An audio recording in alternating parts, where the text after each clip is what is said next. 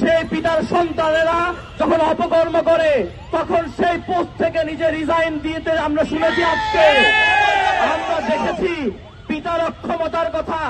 এই বিশ্ববিদ্যালয় প্রশাসন কত অক্ষম এবং কত অকেজ সেটা আমাদের সামনে আজকে স্পষ্ট হয়েছে। এর পূর্বেও ছাত্রদল যে সন্ত্রাসী কর্মকাণ্ডগুলো করেছে এই ক্যাম্পাসে, শাহবাগ থানায় হামলা সহ শহীদুল্লাহ হলে আগেও এ ধরনের হামলার ঘটনা ঘটিয়েছে। আমরা বারবার নিয়মতান্ত্রিক ভাবে এর বিচার চেয়েছি। আমরা সারা দেশে নিয়মতান্ত্রিকতার সাথে ছাত্রদল সহ আজকের ক্ষমতাসীন দলের যেই সন্ত্রাস সেই সন্ত্রাসের প্রতিবাদ করে এসেছি। আমরা সারা দেশে দেখেছি যে জায়গায় সন্ত্রাস, যে জায়গায় চাঁদাবাজি, সেই জায়গায় ছাত্র দলের নাম, বিএনপির নাম। আমরা নিয়মতান্ত্রিক ভাবে এর প্রতিবাদ করতে চেয়েছি, কিন্তু তারা যখন প্রতিটি পদে পদে আমাদের উপর হামলার মতো হামলা করার সাহস দেখায়, যখন তারা আমাদের উপরে হাত তোলে, তখন আমরা স্পষ্ট করে বলতে চাই যদি এখনই তারা না থামে তাহলে আমাদেরকে এর বিরুদ্ধে যে প্রতিরোধ সেই প্রতিরোধ করে তুলতে হবে। আমরা জুলাই প্রতিরোধ করে তুলেছিলাম, আমরা আবারও প্রতিরোধ করে তুলতে জানি। আমরা ছাত্র সমাজকে আহ্বান করতে চাই, এই ছাত্রদল নতুন করে বিভিন্ন ক্যাম্পাসে গণরুম তৈরি করছে। এই ছাত্রদল নতুন করে আবার গেস্ট রুমের কালচার ফিরিয়ে আনতে চায়। আমরা আপনাদের আহ্বান করতে চাই, কারা আপনার অধিকার নিয়ে কথা বলে সেটি দেখতে শিখুন। কারা আপনার অধিকার নিয়ে কথা বলে সেটি দেখতে শিখুন।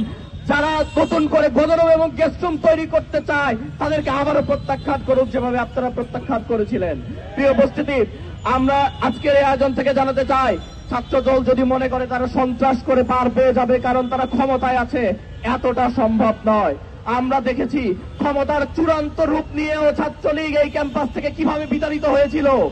আমরা ঠিক সেভাবেই ছাত্রদলকেও বিতাড়িত করব যদি সেই প্রয়োজন আসে। প্রিয় উপস্থিতি, আমরা দেখেছি সারা দেশে ছাত্রদল বিভিন্ন ক্যাম্পাসগুলোতে গণরুম তৈরি করছে। 2 রুমে 24 জন ছাত্রকে তারা জায়গা দিয়েছে আমরা দেখতে পেয়েছি। অথচ এই ক্যাম্পাসে যখন শিক্ষার্থীদের অধিকার নিয়ে আমরা কাজ করি, হল সংসদ যখন কাজ করছে, তখন আমরা দেখতে পাচ্ছি দফায় দফায় প্রভোস্টরা নির্বাচিত প্রতিনিধিদের সুপোজ নোটিশ পাঠাচ্ছে। কারণ কি? কারণ হচ্ছে তারা শিক্ষার্থীদের অধিকার নিয়ে কাজ করছে, তাদের শিক্ষার্থীদের অধিকার দিতে তাদের সমস্যা। অথচ যারা এই ক্যাম্পাসে দিনে দুপুরে সন্ত্রাস করে তাদের বিরুদ্ধে কোনো ব্যবস্থা নিতে তারা পারছে না।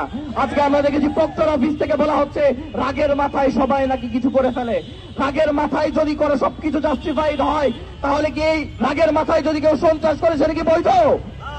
অথচ আমরা দেখলাম প্রক্টর অফিসের মতো এরকম একটা দায়িত্বশীল জায়গা থেকে তাদের এই হামলাকে জাস্টিফাই করা হলো। আমরা জানাতে চাই এ ধরনের বক্তব্যকে অবশ্যই প্রত্যাহার করতে হবে এবং এই বিশ্ববিদ্যালয়ের শিক্ষার্থীদের কাছে ক্ষমা চাইতে হবে। প্রিয় উপস্থিতি, আপনারা জানেন ছাত্রদল তাদের যে অব্যাহত সন্ত্রাস, সেই সন্ত্রাসকে চালু রেখেছে।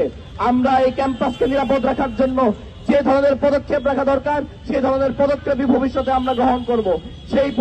সেই পদক্ষেপগুলোর সাথে, সেই সংগ্রামের সাথে আপনারা প্রত্যেকেই অংশ নেবেন সেই আশাবাদ রেখে আজকে যারা এসেছেন সাংবাদিক সহ প্রত্যেক